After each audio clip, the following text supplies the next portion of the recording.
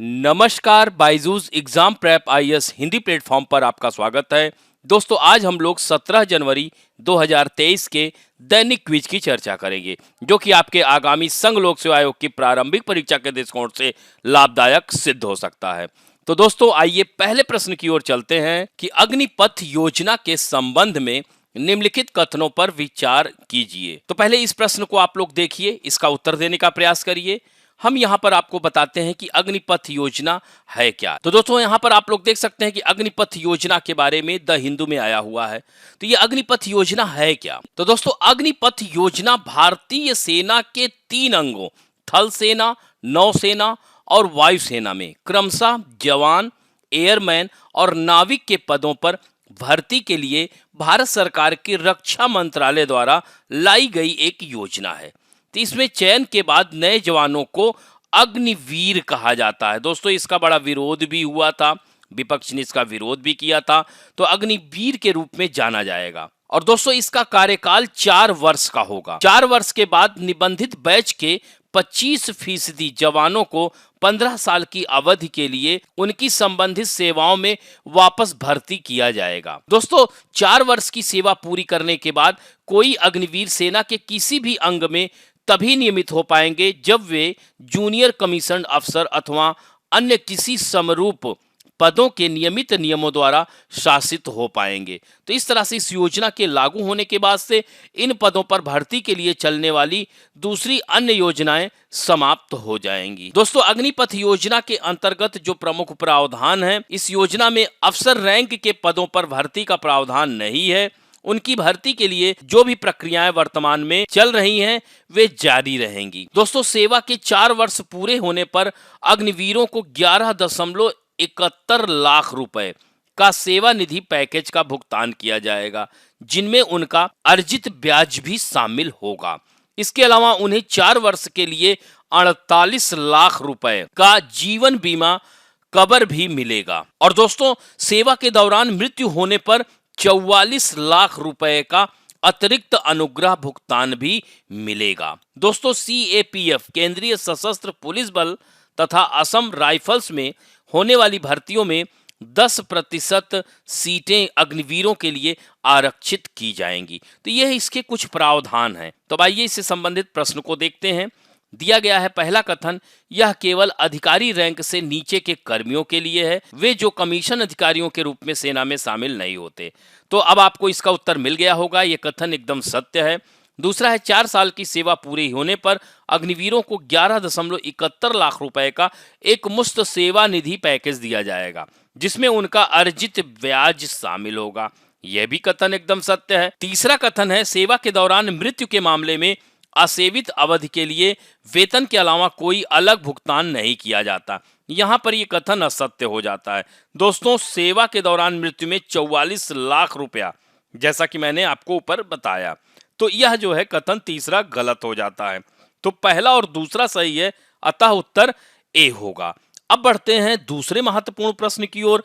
भारत में उच्च न्यायपालिका में न्यायाधीशों की नियुक्ति के लिए प्रक्रिया ज्ञापन के संबंध में निम्नलिखित कथनों पर विचार कीजिए। तो दोस्तों, केंद्रीय कानून मंत्री ने भारत के मुख्य न्यायाधीश को सुझाव लिखा है कि सरकार के एक नामित व्यक्ति को कॉलेजियम में शामिल किया जाना चाहिए, जो न्यायाधीशों की नियुक्ति के लिए सिफारिशें करता है। और दोस्तों, इन्होंने सुझाव दिया है क्योंकि मेमोरेंडम ऑफ प्रोसीजर, जिसे एमओपी कहते हैं, यानी प्रक्रिया ज्ञापन, अंतिम रूप से लंबित हैं। तो दोस्तों, यहाँ पर मेमोरेंडम ऑफ प्रोसीजर से संबंधित निम्नलिखित कथनों पर विचार करना है। तो पहला कथन दिया गया है कि प्रक्रिया ज्ञापन न्यायाधीशों की नियुक्ति पर सरकार और न्यायपालिका द्वारा स्वीकृत आधिकारिक प्ले बुक यानी नियमावली है।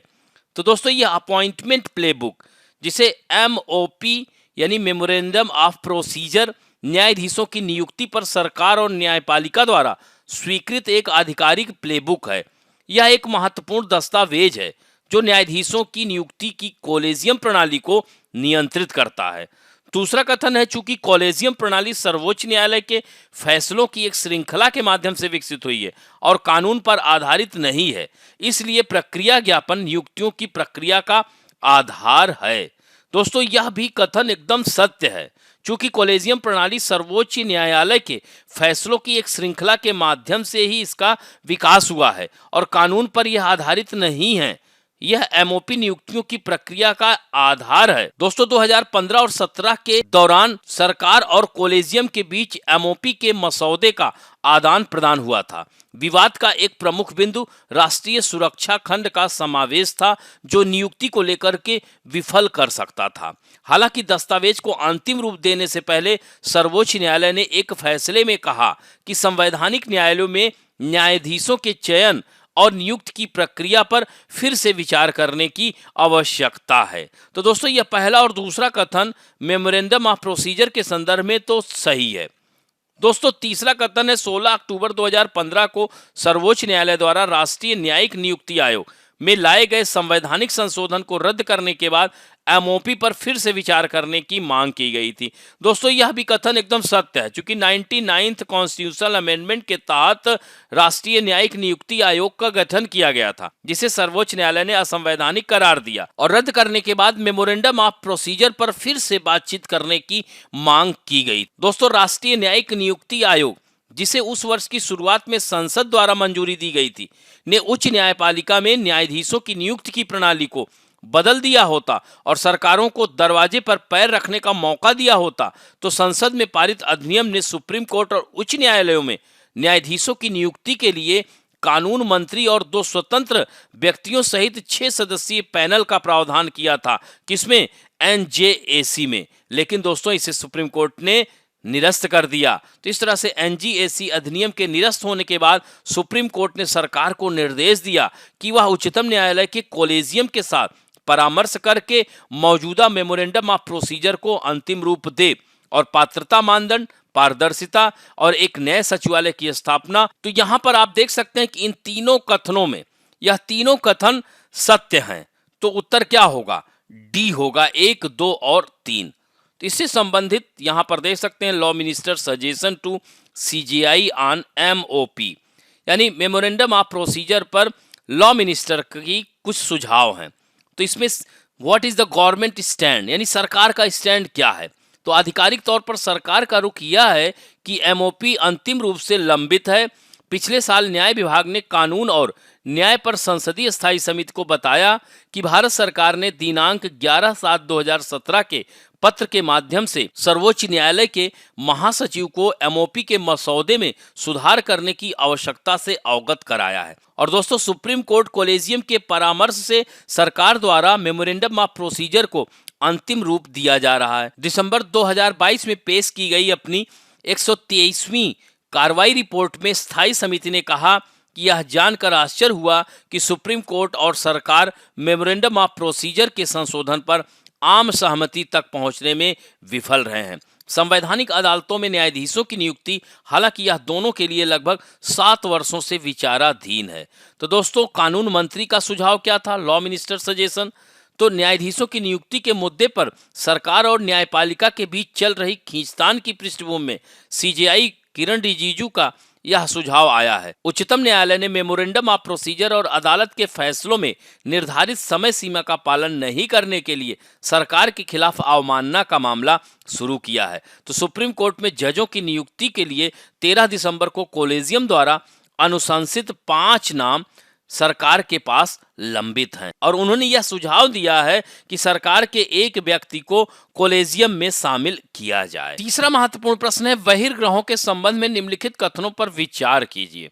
दोस्तों यह तीनों कथनों को आप लोग देखिए। तो यहाँ पर आप देख सकते हैं कि इंडियन एक्सप्रेस में आई हुई खबर है कि NASA has announced that the James Webb space telescope has discovered an Earth sized exoplanet. तो दोस्तों यहाँ पर आप लोग देख सकते हैं इंडियन एक्सप्रेस में आई हुई खबर है, NASA has announced that the James Webb space telescope has discovered the earth size exoplanet. यानी जेम्स वेब टेलीस्कोप ने पृथ्वी के आकार के पहले एक्सोप्लैनेट की खोज की है। तो यहाँ पर बात यही आती है कि एक्सोप्लैनेट होता क्या है। तो यह एक्सोप्लैनेट वे ग्रह हैं जो अन्य तारों की परिक्रमा करते हैं और हमारे सौर मंडल से परे हैं। नासा के अनुसार अब तक 5000 से अधिक बाह्य ग्रहों की खोज की जा चुकी है। वैज्ञानिकों का मानना है कि तारों से ज्यादा ग्रह हैं, क्योंकि हर तारे का कम से कम एक ग्रह उसकी परिक्रमा करता है। एक्सोप्लैनेट विभिन्न आकारों के होस्ट में आते हैं। वे बृहस्पति से भी बड़े गैस के दिग्गज या पृथ्वी की तरह छोटे और चट्टानी हो सकते हैं। उन्हें विभिन्न प्रकार के तापमानों के लिए भी जाना जाता है। उबलता हुआ गर्म से लेकर के जमा देने वाला ठंडा ग्रह।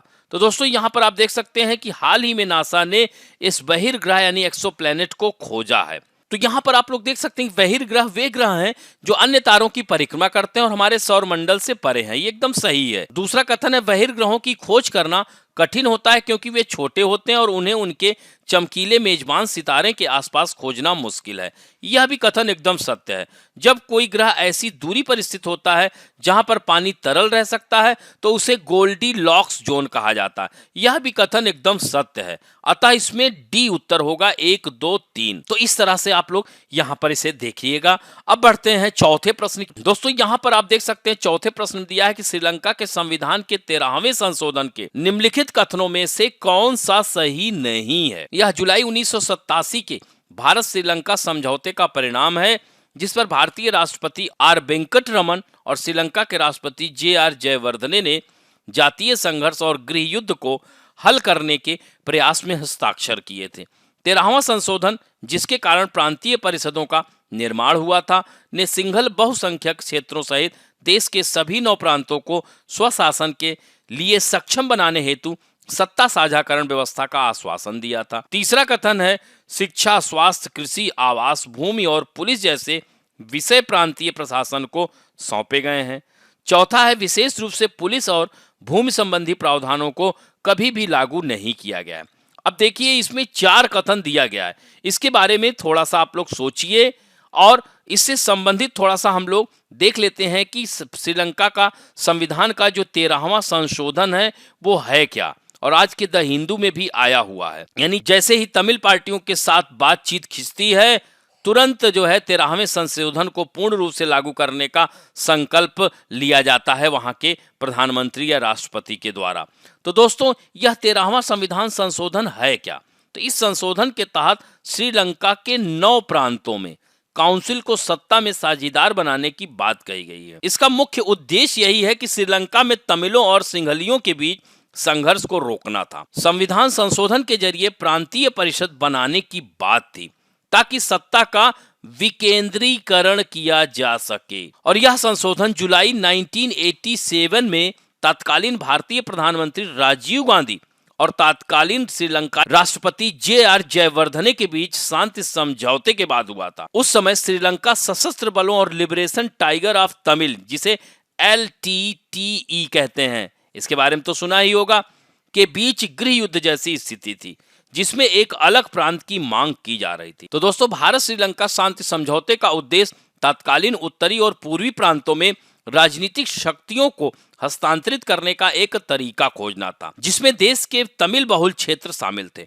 तो इस समझौते के तहत श्रीलंका के संविधान में 13वां संशोधन करने और 87 के प्रांतीय परिषद अधिनियम को सक्षम बनाने की बात कही गई थी जिससे श्रीलंकाई गृह युद्ध को हल करने की उम्मीद जगी थी। इसमें शिक्षा, स्वास्थ्य, कृषि, आवास, भूमि और पुलिस जैसे विभिन्न मुद्दे शामिल थे।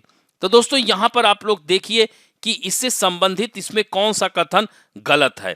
तो यहाँ पर देख सकते हैं शिक्षा, स्वास्थ्य ये सब कुछ है, ये भी है। दोस्तों इसमें ए गलत होगा।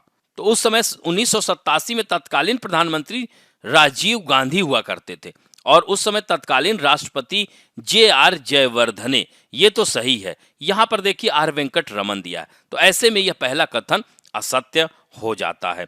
अब बढ़ते हैं दोस्तों 2021 में आया हुआ प्रश्न है निम्नलिखित में से कौन सा जीव निस्यंदक भोजी जिसे फिल्टर फीडर कहते हैं है। तो यहाँ पर दिया गया है अशल्कमीन जिसे कैटफिश कहते हैं, ऑक्टोपस, ऑयस्टर या पेलिकन। तो इसमें उत्तर होगा सीप जिसे ऑयस्टर कहते हैं।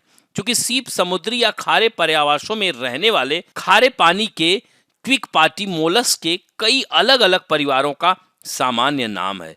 कई प्रजातियों में ये कपाट अत्यधिक कैल्सीकृत होते हैं और कई आकार में कुछ हद तक अनियमित होते हैं। कई लेकिन सभी सीप बृहद परिवार ओस्ट्रोइडिया में नहीं आते हैं। तो सीप कुशल निस्यंदक भोजी हैं जो अपनी वृद्धि के साथ पानी से अतिरिक्त नाइट्रोजन को अपने कवच और ऊतक में शामिल करके निकालने में मदद करते हैं। अब बढ़ते हैं दोस्तों फैक्ट ऑफ द डे में, भारत में कैंसर की स्थिति। यह इंडियन एक्सप्रेस में आई हुई खबर है। तो यहाँ आप लोग देख सकते हैं कि एक नई रिपोर्ट में कहा गया है कि पिछले 3 दशकों में अमेरिका में कैंसर से होने वाली मौतों में 1/3 की कमी आई है। तो ऐसे में भारत में क्या स्थिति है और अमेरिका में इस सफलता को दोहराने के लिए क्या करना होगा? तो दोस्तों यहाँ पर हम लोग अगर देखा जाए तो वर्तमान में भारत में कैंसर और मृत्यु की घटना का क्या स्थिति है, तो संसद में पेश भारतीय चिकित्सा अनुसंधान परिषद की राष्ट्रीय कैंसर रजिस्ट्री के आंकड़ों के अनुसार 2022 में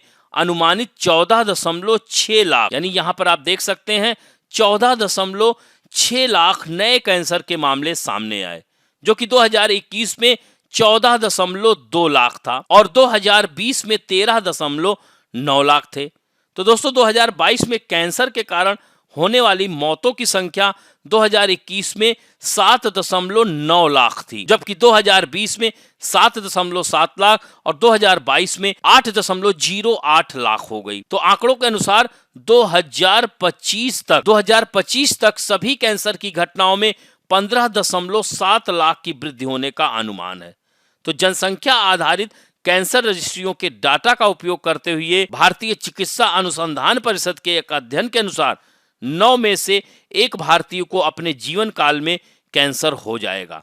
अध्ययन के अनुसार 68 पुरुषों में से 1 को फेफड़े का कैंसर और 29 में से 1 महिला को ब्रेस्ट कैंसर होगा। तो महिलाओं में कैंसर की घटना अधिक है। 2020 में पुरुषों में 94.1 की तुलना में 103.6 प्रति 1 लाख। दोस्तों पुरुषों में जो सबसे आम कैंसर है, जैसे फेफड़े का यानी लंग्स का, मुंह का, प्रोस्टेट का, जीभ का, पेट में का, जबकि महिलाओं का क्या है, ब्रेस्ट का, ग्रीवा कैंसर, अंडाशय कैंसर और गर्भाशय तथा फेफड़े का कैंसर। तो दोस्तों क्या कुछ कैंसर घट रहे हैं और कुछ कैंसर बढ़ रहे हैं? तो oncology platform Karkinos health care के सलाहकार और झज्जर में राष्ट्रीय कैंसर संस्थान के पूर्व प्रोफेसर का यही कहना है कि पिछले 50 वर्षों में भारत में सर्वाइकल कैंसर की घटनाएं प्रति 1 लाख जनसंख्या में 45 से घटकर 10 रह गई हैं। साथ ही विशेष रूप से शहरी केंद्रों में ब्रेस्ट कैंसर की दरों में वृद्धि हुई है। बाद में विवाह, कम बच्चे, बेहतर स्वच्छता और टीकाकरण के कारण सर्वाइकल कैंसर की दरों में गिरावट आई है। वहीं ब्रेस्ट कैंसर की घटनाओं में उन्हीं कारणों से वृद्धि हुई है, जैसे बाद में शादी की उम्र, बाद की उम्र में पहला बच्चा होना, स्तनपान नहीं कराना, उच्च प्रोटीन आहार आदि प्रमुख कारणों को बताया जा रहा है। तो दोस्तों राष्ट्रीय कैंसर रजिस्ट्री की वैज्ञानिक संचालन समिति ने यही कहा है कि ब्रेस्ट कैंसर की घटनाएं महाराष्ट्र में प्रति 1 लाख में 9, हैदराबाद में प्रति 1 लाख में 45, वहीं अमेरिका में प्रति 1 लाख जनसंख्या पर ब्रेस्ट कैंसर के 110 मामले हैं। यानी हमारे भारत में अमेरिका की तुलना में देखा जाए तो कम है। तो ऐसे में क्या हम कह सकते हैं कि कैंसर के उपचार में सुधार हुआ है? तो विभिन्न कैंसर के इलाज की दर बढ़ रही है और हम ऐसे लोगों को भी देखते हैं जिन्होंने कैंसर को पूरी तरह से मात दे दी है। अग्नाशय के कैंसर की इलाज की दर 50 साल पहले के 3% यानी 3% से बढ़कर 6% हो गई। वहीं प्रोस्टेट कैंसर के लिए 60% से बढ़कर 100% हो गया है और ब्रेस्ट कैंसर के लिए नए उपचारों के साथ इसमें 50% से 90% तक सुधार हुआ है। लेकिन मृत्यु दर को कम करने के लिए यह सुनिश्चित करना होगा कि लोगों को जल्दी निदान और समय पर उपचार मिले। तो दोस्तों इस तरह से यहाँ पर देख सकते हैं कि अमेरिका की तरह समग्र मृत्यु को कम करने के लिए हमें और क्या करना होगा। तो सरकार को उन्नत स्वास्थ्य और कल्याण केंद्रों के माध्यम से 3 सबसे आम प्रकार जैसे ब्रेस्ट कैंसर, गर्भाशय का, ग्रीवा और ओरल कैंसर की जांच पहले से ही हमें शुरू कर देनी चाहिए। हमारे देश का जो नियम है 80 और 20, तो दोस्तों ये 80 और 20 क्या है?